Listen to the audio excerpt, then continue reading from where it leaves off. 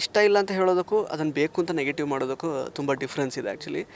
ಯಾಕೆ ಈ ಸಿನಿಮಾಗೆ ಕೆಲವೊಂದಷ್ಟು ಜನ ಅಂದರೆ ನೆಗೆಟಿವ್ ಮಾಡಬೇಕು ಅಂತ ಅಂದ್ಕೊಳ್ತಾರೆ, ನಿಮ್ಮನ್ನು ಯಾಕೆ ತುಳಿಬೇಕು ಅಂತ ಅಂದ್ಕೊಂಡಿದ್ದಾರೆ ಅಂತ? ನನ್ನ ಫ್ರೆಂಡ್ಸ್ ಹತ್ರ ನಾನು ಯೂಶ್ವಲಿ ಹೇಳ್ತಾ ಇರ್ತೀನಿ, ಬ್ರದರ್ ನಂಗೆ ಟೈಮ್ ಟ್ರಾವೆಲ್ ಮಾಡೋಕ್ಕೆ ಅವಕಾಶ ಸಿಕ್ಕರೆ ಆ 2 ಇನ್ಸಿಡೆಂಟ್ನ ತಡೆದ್ಬಿಡ್ತೀನಪ್ಪ.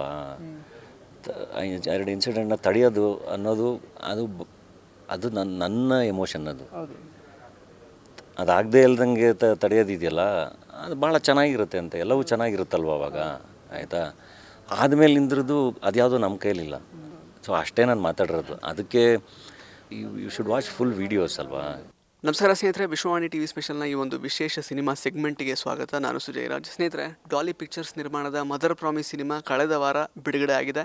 ಬಿಡುಗಡೆ ಆದ ದಿನದಿಂದ ಸಾಕಷ್ಟು ಒಳ್ಳೆ ಪ್ರತಿಕ್ರಿಯೆಯನ್ನು ಈ ಸಿನಿಮಾ ಪಡ್ಕೊಂಡಿದೆ. ಬಟ್ ಎಲ್ಲೋ ಒಂದು ಕಡೆ ಕೆಲವೊಂದಷ್ಟು ಕುಹಕಿಗಳು ಈ ಸಿನಿಮಾನ ಬೇಕು ಅಂತಲೇ ನೆಗೆಟಿವ್ ಮಾಡ್ತಾ ಇದ್ದಾರೆ ಅಂತ ಮದರ್ ಪ್ರಾಮಿಸ್ ಚಿತ್ರತಂಡ ಹೇಳ್ಕೊಂಡಿದೆ. ಅದ್ರ ಜೊತೆಗೆ ಡಾಲಿ ಧನಂಜಯ್ ಅವರು ದರ್ಶನ್ ಅವರ ಬಗ್ಗೆ ಇತ್ತೀಚಿನ ಸಂದರ್ಶನವೊಂದರಲ್ಲಿ ಯಾವುದೋ ಒಂದು ರೀತಿ ಮಾತಾಡಿದ್ರು ಅನ್ನೋ ಕಾರಣಕ್ಕೆ ದರ್ಶನ್ ಅವರ ಫ್ಯಾನ್ಸ್ ಡಾಲಿ ಧನಂಜಯ್ ಅವರ ಮೇಲೆ ಅಸಮಾಧಾನಗೊಂಡಿದ್ದಾರೆ. ಹಾಗಾಗಿ ಅವರು ಕೂಡ ನೆಗೆಟಿವ್ ಮಾಡ್ತಾ ಇದ್ದಾರೆ ಅನ್ನುವಂತಹ ಮಾತುಗಳು ಕೇಳಿ ಬರ್ತಾ ಇದ್ದೆ. ಈ ಬಗ್ಗೆ ಮಾತಾಡಲಿಕ್ಕೆ, ಕ್ಲಾರಿಟಿ ಕೊಡಲಿಕ್ಕೆ ನಮ್ಮ ಜೊತೆಗೆ ಡಾಲಿ ಧನಂಜಯ್ ಅವರು ಇದ್ದಾರೆ. ಮಾತಾಡಿಸ್ತಾ ಹೋಗೋಣ ಬನ್ನಿ. Daali sir, firstly congratulations.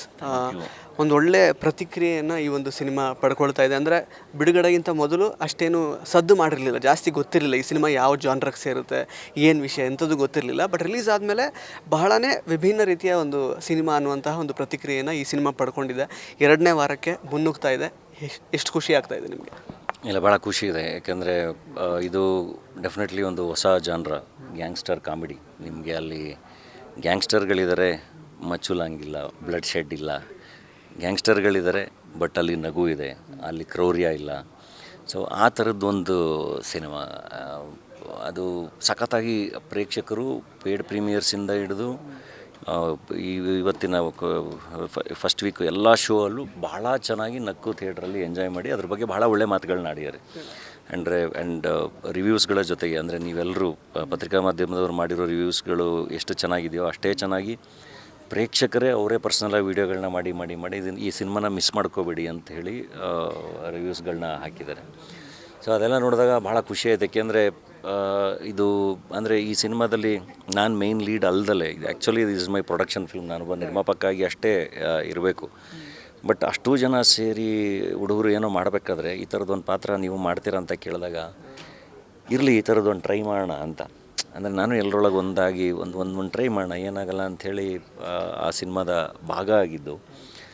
And ಅದು ನನಗೆ ಅಂದರೆ ನಾನೊಂದು ಟ್ರ್ಯಾಕ್ ಥರ ಅಷ್ಟೇ ಈ ಸಿನಿಮಾದಲ್ಲಿ. ಇನ್ನೆಲ್ಲ ಟ್ರ್ಯಾಕಲ್ಲಿ ಓಡ್ತಿರೋರೆಲ್ಲ ಅಷ್ಟು ಜನ ಕಲಾವಿದರು, 35-36 ಜನ ಕಲಾವಿದರು. ಪ್ರತಿಯೊಬ್ಬರು ಬಹಳ ಚೆನ್ನಾಗಿ ಪರ್ಫಾರ್ಮ್ ಮಾಡಿದ್ದಾರೆ, ಬಹಳ ಚೆನ್ನಾಗಿ ಥಿಯೇಟ್ರಲ್ಲಿ ಆಡಿಯನ್ಸ್ನ ನಗಿಸ್ತಾ ಇದ್ದಾರೆ.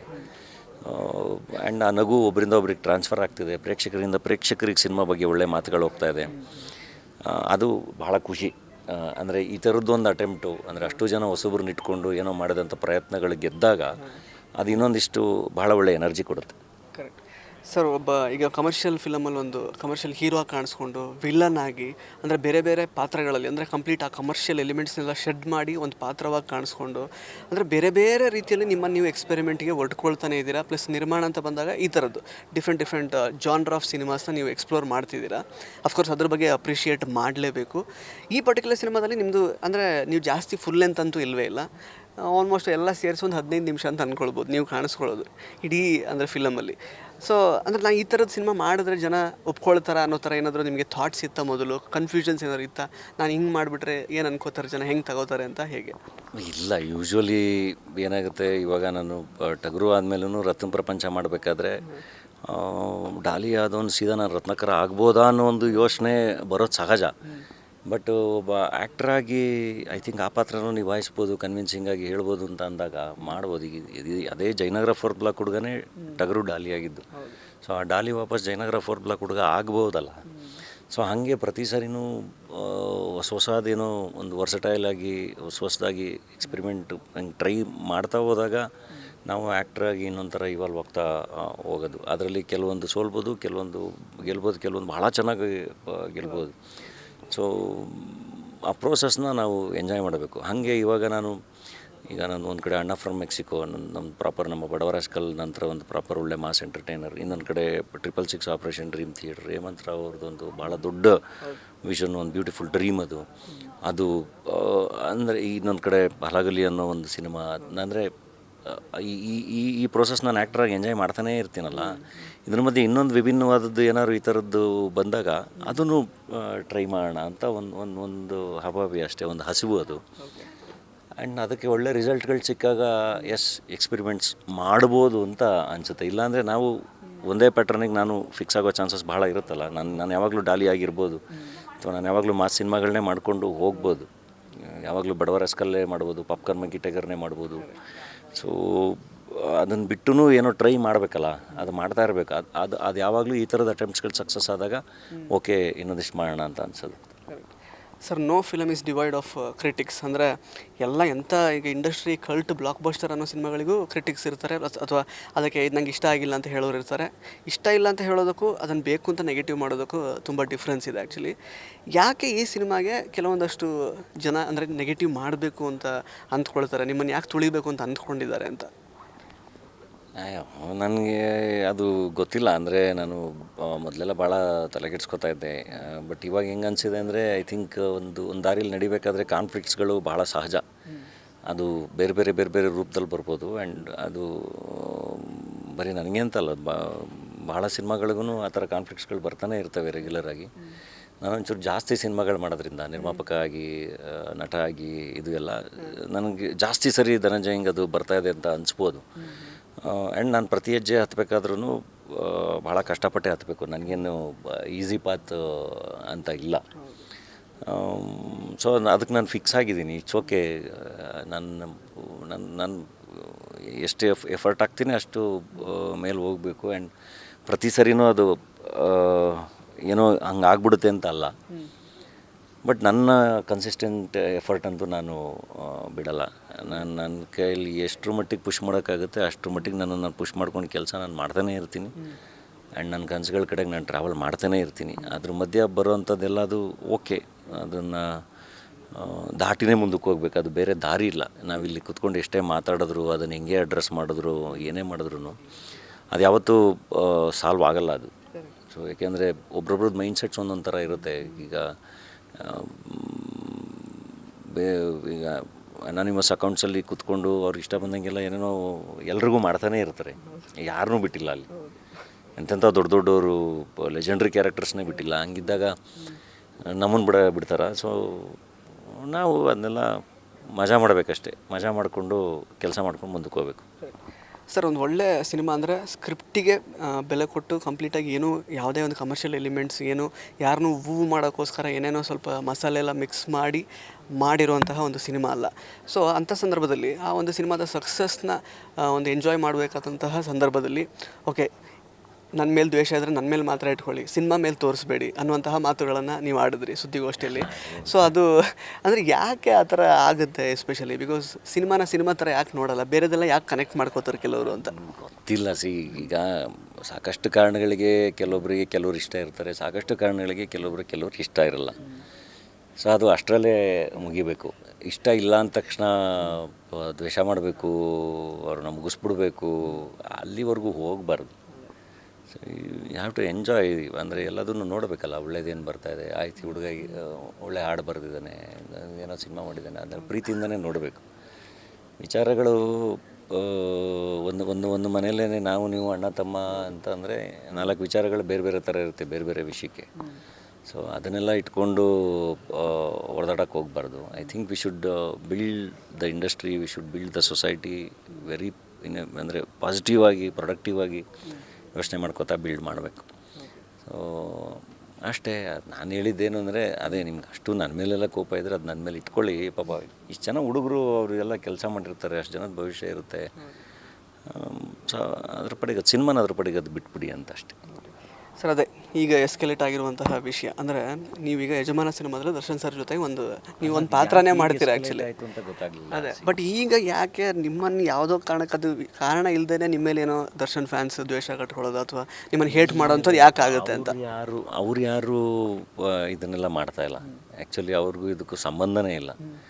ಬಟ್ ಇದು ನಾನು ಹೇಳಿದ್ದು ಮೊನ್ನೆ ರಂಗನಾಥ್ ಬಾರವ್ರ ಸರ್ ಕೇಳಿದಾಗ ನನ್ನ ಫ್ರೆಂಡ್ಸ್ ಹತ್ರ ನಾನು ಯೂಶ್ವಲಿ ಹೇಳ್ತಾ ಇರ್ತೀನಿ ಬ್ರದರ್, ನಂಗೆ ಟೈಮ್ ಟ್ರಾವೆಲ್ ಮಾಡೋಕ್ಕೆ ಅವಕಾಶ ಸಿಕ್ಕರೆ ಆ 2 ಇನ್ಸಿಡೆಂಟ್ನ ತಡೆದ್ಬಿಡ್ತೀನಪ್ಪ.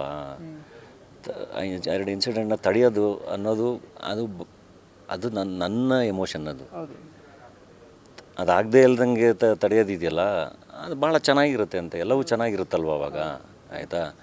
ಆದಮೇಲಿಂದ್ರದ್ದು ಅದ್ಯಾವುದೂ ನಮ್ಮ ಕೈಲಿಲ್ಲ. ಅದು ಕಾನೂನಾತ್ಮಕವಾಗಿ ಇನ್ನೊಂದು ಮತ್ತೊಂದು ಏನಾಗಬೇಕು ಅದನ್ನೆಲ್ಲ ದಾಟಿನೇ ಆಗಬೇಕು. ಸೊ ಅದನ್ನೆಲ್ಲ ದಾಟಿ ಒಳ್ಳೇದಾಗಬೇಕು ಅಂತಲೇ ಎಲ್ಲರೂ ಆಸೆ ಪಡೋದು, ಎಲ್ಲರೂ ಇಷ್ಟಪಡೋದು. ಸೊ ಅಷ್ಟೇ ನಾನು ಮಾತಾಡಿರೋದು. ಅದಕ್ಕೆ ಮತ್ತೆ ಹಳೆಯದು ಇನ್ನೊಂದು ಅವಾಗ ಹಿಂಗೆ ಹೇಳಿದ್ದ ಇವಾಗ ಹಿಂಗೆ ಹೇಳ್ತಾ ಇದೆ ಅಂದರೆ see you should watch full videos ಅಲ್ವಾ. ನೀವು ಪ್ರತಿಯೊಂದನ್ನು ಏನು ಹೇಳ್ತಾ ಇದ್ದಾರೆ ಏನು ಯೋಚನೆ ಮಾಡಬೇಕು, ಆಯಿತಾ. ಇಟ್ಸ್ ಓಕೆ, ಅದು ಒಂದೊಂದು ಸರಿ ಏನೇ ಮಾತಾಡೋದಕ್ಕೆ ಹೋದರೂ ಬೇರೆ ಬೇರೆ ಥರ ಕಮ್ಯುನಿಕೇಟ್ ಆಗುತ್ತೆ. ಅದ್ರ ಬಗ್ಗೆ ಪ್ರತಿ ಸರಿ ನೀವೂ ಪ್ರಶ್ನೆ ಕೇಳೋದು ನಿಲ್ಲಿಸ್ಬೇಕು. ಯಾಕೆಂದರೆ ಈಗ 2 ಕುಟುಂಬಗಳಿರ್ತಾವಲ್ಲಿ. ಒಂದು ಕಡೆ ಅಲ್ಲಿನೋ ತೊಂದರೆ ಆಗಿರೋ ಕುಟುಂಬ, ಇನ್ನೊಂದು ಕಡೆ ಈ ಕುಟುಂಬ. ಆ ಕುಟುಂಬಗಳು ಎಲ್ಲವೂ ಅವನ್ನೆಲ್ಲ ದಾಟಿ ಎಲ್ಲ ಹೆಂಗೋ ಸರಿ ಮಾಡ್ಕೊಳ್ಳೋದ್ರ ಕಡೆಗೆ ಇರ್ತಾವಲ್ಲ. So I think we should respect ಅವ್ರ ಫೀಲಿಂಗ್ಸ್ಗಳನ್ನ ನಾವು ರೆಸ್ಪೆಕ್ಟ್ ಮಾಡಬೇಕು. ಅದೇನು ಪ್ರೋಸೆಸ್ ಆಗಬೇಕಾಗಿ ಅದೆಲ್ಲದರಿಂದನೂ ಎಲ್ಲ ಆಚೆ ಬರಲಿ ಅಂತ ಹೇಳಿನೇ ವಿಶ್ ಮಾಡಬೇಕು. ಎಲ್ಲರೂ ಹಂಗೆ ವಿಶ್ ಮಾಡೋದು ಕೂಡ.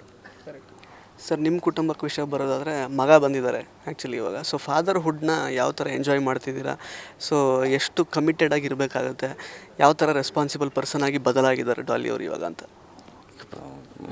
ಭಾಳ ಚೆನ್ನಾಗಿರುತ್ತೆ ಆ್ಯಕ್ಚುಲಿ ಅದೊಂದು ಫೇಸು, ಮಗು ಜೊತೆ ಇರೋದು ಎಲ್ಲ.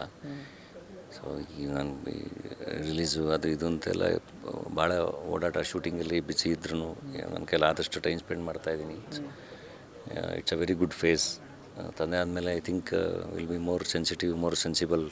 ನಮ್ಮ ಅಪ್ರೋಚ್ ಎಲ್ಲದು ಆ ಥರ ಚೇಂಜ್ ಆಗುತ್ತೆ. Will be more human. ಎಲ್ಲರ ವಿಷಯದಲ್ಲೂ ಅದು ಆಗುತ್ತೆ. ಸೊ ನನ್ನಲ್ಲೂ ಅದೇ ಥರದ ಬದಲಾವಣೆಗಳಾಗಿದೆ ಅಷ್ಟೆ. ಸರ್, ನಿರ್ದೇಶನಕ್ಕೆ ಒಂದು ಸ್ಕ್ರಿಪ್ಟ್ ಎಲ್ಲ ರೆಡಿ ಮಾಡಿ ಇಟ್ಕೊಂಡಿದ್ದೀರಾ ಅಂತ ಪೂರ್ಣ ಅವ್ರು ಹೇಳಿದ್ರು ಆ್ಯಕ್ಚುಲಿ ಸ್ಟೇಜ್ ಮೇಲೆ. ಅದು ಯಾವಾಗ ಎಕ್ಸ್ಪೆಕ್ಟ್ ಮಾಡ್ಬೋದು? ಯಾವ ಥರದ ಸ್ಕ್ರಿಪ್ಟ್? ನೀವೇ ಇರ್ತೀರ ಅದರಲ್ಲಿ ಮೇನ್ ಲೀಡ್ ಆಗಿ ಅಥವಾ ಬೇರೆಯವ್ರು ಯಾರು ಇರ್ತಾರೆ, ಹೇಗೆ? ಭಾಳ ಎಂಜಾಯ್ ಮಾಡ್ತಾಯಿದ್ದೀನಿ. ಆ್ಯಂಡ್ ಅವರೆಲ್ರಿಗೂ ಆಸೆ, ಆ ಕತೆ ಕೇಳಿರೋದ್ರಿಂದ ಅವರೆಲ್ರಿಗೂ ಇದನ್ನು ಬೇಗ ಹೇಳಬೇಕು ನೀನು ಅಂತ ಆಸೆ. ಬಟ್ ಅದಕ್ಕೆ ಅದರದ್ದು ಆದ ಪ್ರಿಪ್ರೇಷನ್ಸ್ ಬೇಕು. ಡೆಫಿನೆಟ್ಲಿ ನಾನು ಪ್ರಿಪೇರ್ ಆಗಿ ಆ ಮೈಂಡ್ ಸೆಟ್ಟಿಗೆ ಬಂದ ಮೇಲೆ ಖಂಡಿತ ಮಾಡ್ತೀನಿ. ಸರ್, ಕೊನೆಯದಾಗಿ ಈಗ ಮದರ್ ಪ್ರಾಮಿಸ್ ಸಿನಿಮಾನ ನೋಡಿ ಇಷ್ಟಪಟ್ಟಿರೋರು, ಪ್ಲಸ್ ಅದು ಜೆನ್ಯೂನ್ ಆಗೇ ನನಗೇನೋ ಕನೆಕ್ಟ್ ಆಗಲಿಲ್ಲ ಅಂತ ಅಂದ್ಕೊಳ್ತಾ ಇರೋರಿಗೆ ಏನು ಹೇಳೋಕ್ಕೆ ಇಷ್ಟಪಡ್ತೀರಾ? ಪ್ಲಸ್ ಈಗ ನೆಗೆಟಿವ್ ಕಮೆಂಟ್ಸ್ ಮಾಡೋರನ್ನ ಬಿಟ್ಬಿಡೋಣ, ಬೇಕು ಅಂತಲೇ ಕಮೆಂಟ್ ಮಾಡಿರೋರಿಗೆ. ಬಟ್ ಕೆಲವರಿಗೆ ಜೆನ್ಯೂನ್ಲಿ ಅದೇನೋ ಕನೆಕ್ಟ್ ಆಗಲಿಲ್ಲ ಅಂತಲೇ ಹೇಳ್ತಿದ್ದಾರೆ. ಆ್ಯಕ್ಚುಲಿ ಅದನ್ನು ನೀವು ಆ್ಯಕ್ಚುಲಿ ಒಂದು ಕ್ರಿಯೇಟಿವ್ ಟೀಮ್ ಆಗಿ ತೊಗೊಂಡಿದ್ದೀರಾ, ಅದನ್ನು ಹೇಗೆ? ಅದನ್ನು ಯಾವತ್ತೂ ಅಡ್ರೆಸ್ ಮಾಡಬೇಕು. ಇವಾಗ ಇಷ್ಟ ಆಗಿರೋರು ಡೆಫಿನೆಟ್ಲಿ ನೀವು ನಿಮಗೆ ಇಷ್ಟ ಆಗಿರೋದನ್ನು ಇನ್ನೊಂದಿಷ್ಟು ಜನಕ್ಕೆ ಹೇಳಿ. ಆ್ಯಂಡ್ ಜೆನ್ಯೂನಾಗಿ ಯಾರಿಗೆ ಇಷ್ಟ ಆಗಿಲ್ಲ, ಐ ರೆಸ್ಪೆಕ್ಟ್ ದಟ್. ಅಂದರೆ ಒಂದಿಷ್ಟು ಜನ ಲೆಂತ್ ಜಾಸ್ತಿ ಆಯಿತು ಅಂತ ಹೇಳಿದ್ರು. ಸೊ ಒಂದು 20 ಮಿನಿಟ್ಸ್ ಲೆಂತ್ನ ಕಟ್ ಮಾಡಿದ್ದೀವಿ ಈ ವೀಕಿಂದ. ಆ್ಯಂಡ್ ಇದು ಡೆಫಿನೆಟ್ಲಿ ಹೊಸ ಥರದ್ದು ಒಂದು ಗ್ಯಾಂಗ್ಸ್ಟರ್ ಕಾಮಿಡಿ. ಜೆನ್ಯೂನಾಗಿ ಯಾರಿಗೆ ಇಷ್ಟ ಆಗಿಲ್ಲಲ್ಲ, ನೀವು ಪ್ಲೀಸ್ ಟ್ರೈ ಇನ್ನೊಂದು ಸರಿ ನೋಡೋಕ್ಕೆ. ಡೆಫಿನೆಟ್ಲಿ ನಿಮಗೆ ನಾವು ಯಾವ ಅಪ್ರೋಚಲ್ಲಿ ಇದನ್ನು ಮಾಡಿದ್ದೀವಿ ಅನ್ನೋದು ನಿಮಗೆ ಭಾಳ ಚೆನ್ನಾಗಿ ಅರ್ಥ ಆಗುತ್ತೆ. Thank you so much Dhananjay sir. ನಿಮ್ಮ ಮುಂದಿನ ಪ್ರಾಜೆಕ್ಟ್ಸಿಗೂ ಒಳ್ಳೆಯದಾಗಲಿ. ಸೆಕೆಂಡ್ ವೀಕಿಗೆ ಕಾಲಿಡ್ತಾ ಇದೆ ಮದರ್ ಪ್ರಾಮಿಸ್, ಅದಕ್ಕೂ ಒಳ್ಳೆಯದಾಗಲಿ. All the best. ಸೊ ಸ್ನೇಹಿತರೆ, ಇದಾಗಿತ್ತು ಡಾಲಿ ಧನಂಜಯ್ ಅವರ ಮಾತುಗಳು. ಮತ್ತೆ ಭೇಟಿ ಆಗ್ತಾ ಇರೋಣ. ಧನ್ಯವಾದ. ಇಂಟ್ರೆಸ್ಟಿಂಗ್ ಮತ್ತು ಇನ್ಫಾರ್ಮೇಟಿವ್ ವಿಡಿಯೋಗಳನ್ನು ಮಿಸ್ ಮಾಡ್ಕೋಬೇಡಿ. ಈಗಲೇ ಸಬ್ಸ್ಕ್ರೈಬ್ ಮಾಡಿ.